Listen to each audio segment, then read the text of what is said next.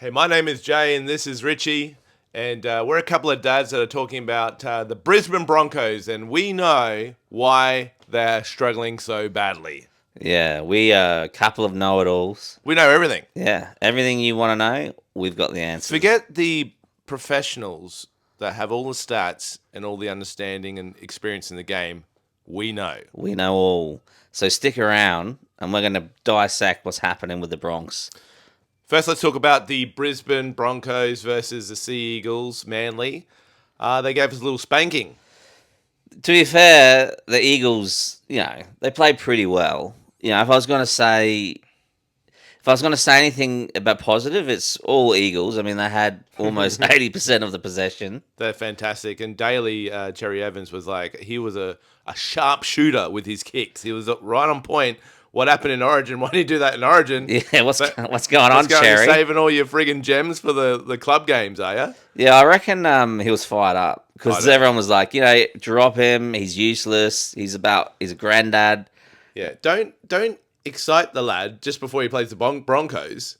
Do it for another team. But he had his fire underneath his belly and he went psycho. He had a really great game.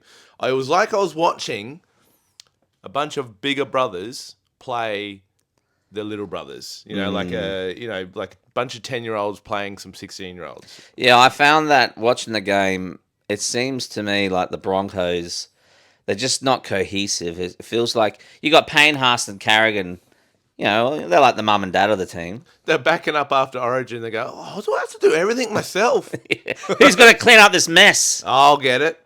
That's what Oh, don't worry about it. I guess I'll turn the lights off. That's it. That's Carrigan. Who turned the air conditioning on?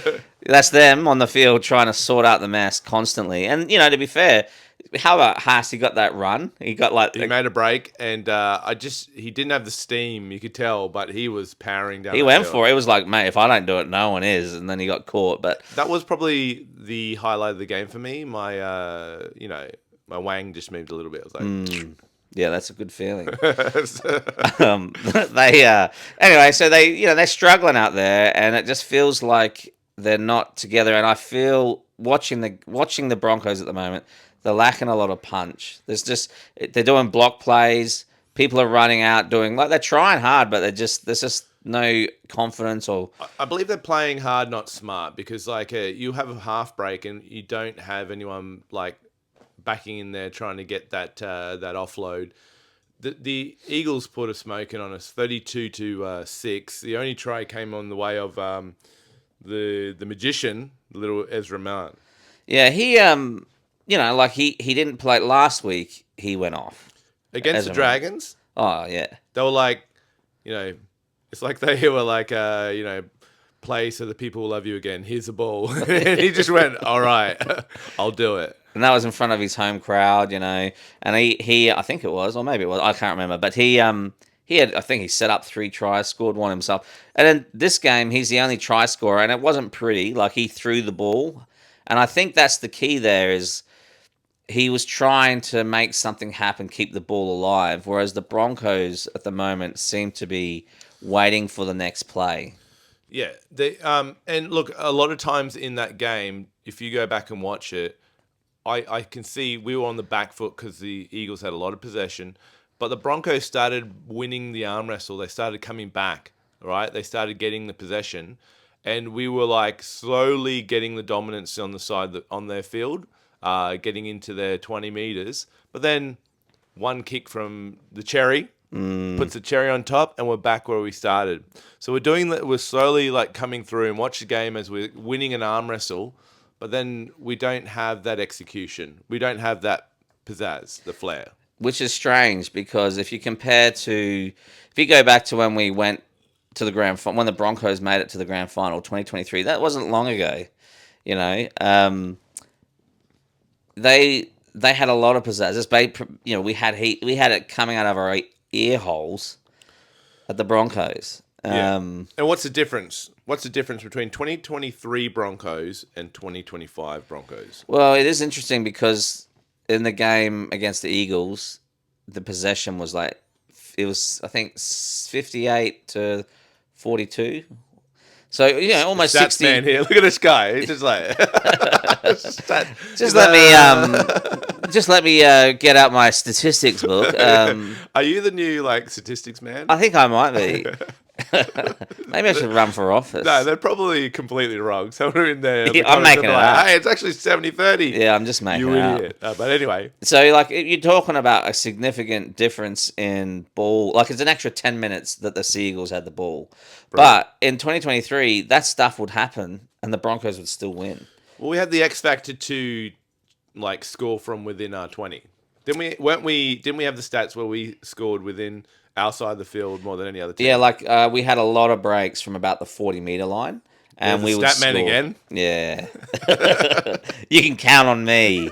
Again, I'm just making this up. But I think a lot of that had to do with, obviously, the success of 2023 was very much centered around Ezra Mam, Reece Walsh, and Adam Reynolds. I must say, I'm a big Herbie Farnsworth fan. Shout out to Herbie. Yeah, miss you, Herbie. Yeah, we missed you. Me particularly. I think that he had some strike power, and he's gone to the Dolphins. He's a brilliant player. I wish I had him in the team. But the key players having that strike force was amazing back in 2023. We're missing that now. Do you think that since the Origin where Reece Walsh got his head taken off, that his play style has changed a little bit? Maybe he's a little bit cautious. He hasn't found his footing quite yet, or do you think he's still there? He just hasn't had the opportunity with this new team. Well, I can't speak for Reece Walsh, but if I went to get in my car, and then as I went to get in my car, someone came and smacked me in the face. Not just that, with a baseball bat. And I was unconscious. The next time I get in my car, I might be a little bit hesitant. I might be looking around in the bushes. Even if I still get in the car, I'd probably get in the car a little bit slower. You check that back seat. Yeah, I'll be like, "Who's here? What's going on?" I might cry. you go every time you go to the fridge, someone punches you in the face. Yeah, next time you go in the fridge. So Reece Walsh, yes, he had his head taken clean off in Origin, and since then, this year, even when he was here, I mean, he comes back next week, I believe. But please, they're gonna need him to play well. Because we're playing against the Titans next week, Saturday. Yeah, they're gonna really need him, and Ezra Mam. This was their first game together in a long time. So they're besties, and they play well together. But the beginning of this year, Walsh was terrible on form. He had high error rate, which he often has high error rate, but it was higher than even normal, and he wasn't doing anything. He wasn't making the impact. I feel like there was maybe a little bit too many playmakers on the field, and it was just a bit too congested. So when it gets to him in his swing plays, he didn't have the space. Yeah, well, you've got Ben Hunt, who's obviously the man. Obviously, he's a great player and an asset, but I don't know if, as a team, Walsh, Ben Hunt, Adam Reynolds, and they didn't have Ezra Mam either. And a hooker, Billy is trying to get in there. You've got multiple hookers running through. It's like, we've only got enough room for one old man. It's like, let's throw another old man in there. Ben Hunt, we got Reynolds, a bunch of grandpas on the field. They're old for football age. Yeah, they're getting up there. Let's talk a little bit about Ezra Mam, his redemption, his last few games. He's been getting booed on the field every time he gets the ball. I mean, let's talk about, if you got that sort of trauma, every time you get the ball, you're getting booed, that might make you play a little bit bad. I thought one of the games, Ezra Mam got the ball, I believe it was in last week's game, and he swung around. There was a half break nearly there, and they just started booing him. They let him have it. I think it was our fans in Brisbane that booed him. And then they passed the ball, and the next person knocked it on. So even though that winger, or Shibasaki or whatever, was not getting booed, I think it affects the whole team. Like, you're trying to boo the one man, but the whole team gets ravaged. Well, I know what that's like. Whenever I try to go to the bedroom with the missus, she's always booing. But you just got to find a way to perform. You got to get up in there. But what my point is that he's done something wrong. Now, I won't go into that. It was in the morning, a little bit of trace of influence of substance, whatever. and he's at 40k an hour. He's bumped into someone. Seemingly everyone's okay. And we send our well wishes to those people affected by what he did. But a punishment was put out. Mm-hmm. He served the punishment. Mm-hmm. So why are the fans now punishing him again every time he gets the ball? Why they need to boo him like he's an animal? Yeah, I mean, it's a good question, but too controversial for right now. I think it's too early in the morning to discuss that. I don't know why. Stop it. What do you add your comments on the in the ends? Well, should we be booing him or should we just give him a pass so he can play footy? Yeah, I mean, for me, I think. Well, I mean, booing is fun when you're at a live event. Yeah. But if it's, honestly, I don't think he should be getting booed. Whatever's happened. But it's up to people. They're going to do what they're going to do. So he's just going to have to live with it. I feel like it could be affecting the Broncos' overall performance. And against the Titans, and I believe it's going to be at the Titan Stadium on the Saturday. Hopefully the fans will turn up for the game and not for the boo. So what's the solution for the Bronx? How do they get out of the rut?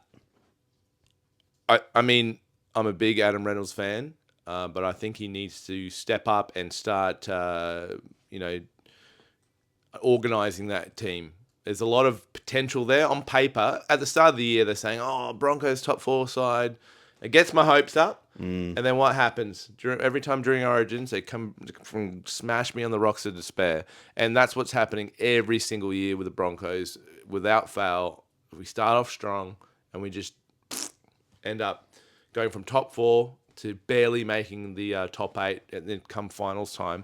I think Adam Reynolds really needs to step up. He needs to direct those forwards around, and he needs to get his backs to back up those forwards because we have a dominant forward side. We got one of the best. We've got the best New South Welshman forward. We've got arguably the best Queensland forward in Carrigan and Haas. Why aren't we dominating? Yeah, I don't think we've got a real explosive forward, but we have got a strong forward pack, no doubt about it. And if it was me, if I think the change needs to come in, I think obviously there needs to be. They're doing a lot of block plays, and there isn't a lot of pop at the back of them. And right. I just think they've got the difference between what they did in 2023 and now is they were playing the ball, keeping the ball alive, and going for when it gets to third, fourth tackle.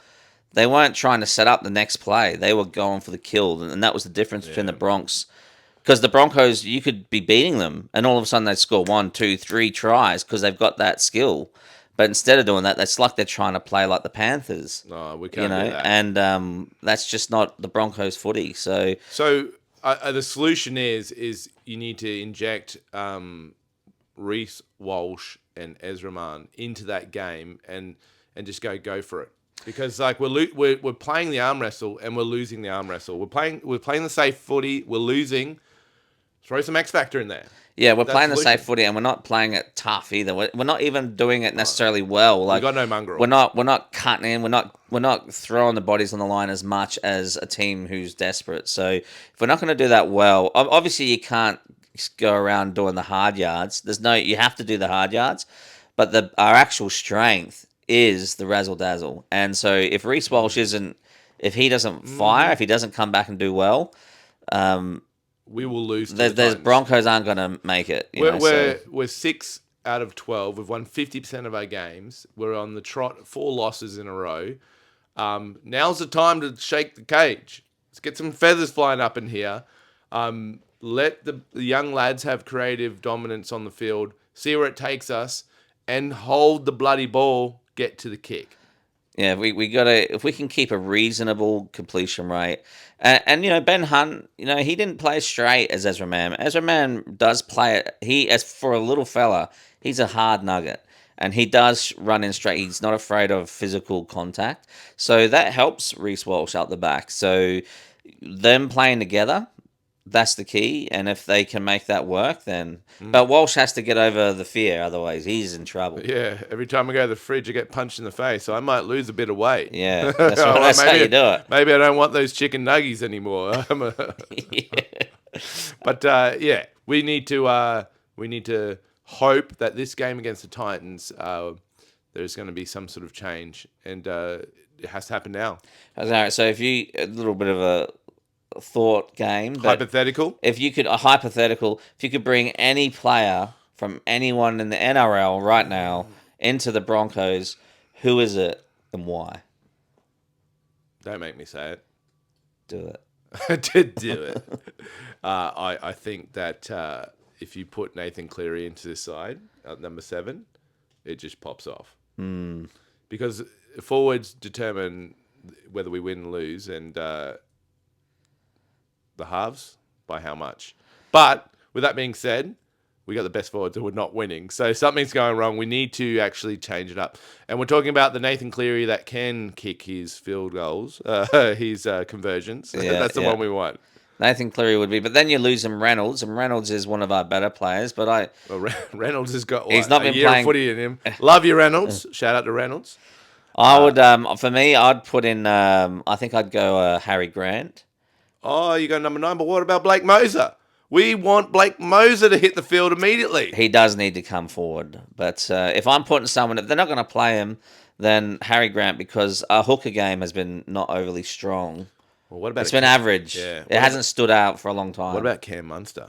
Ooh. Oh, that'd be nice, yeah. But then you're dropping out Ezra Mam for a different style, and would that actually work with... I mean, obviously Munster's amazing, but...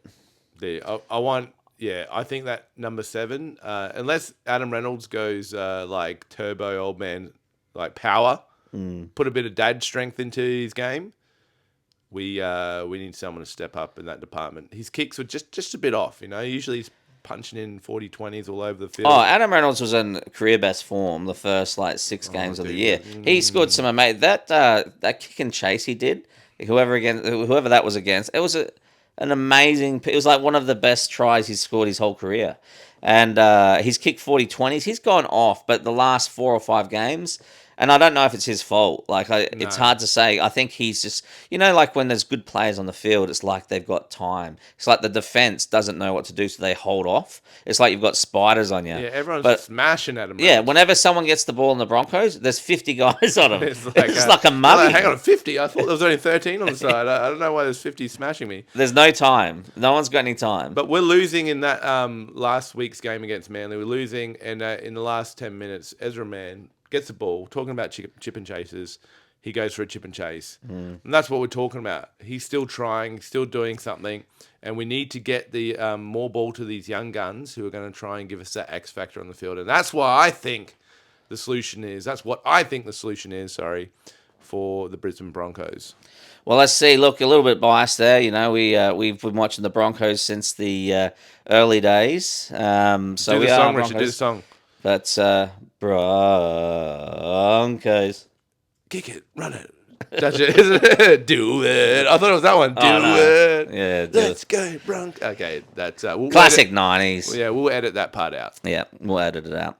Well, thanks for sticking around. We'll talk about some other teams soon, and obviously Origin coming up, game 2. So we'll see you next time. Look forward to that.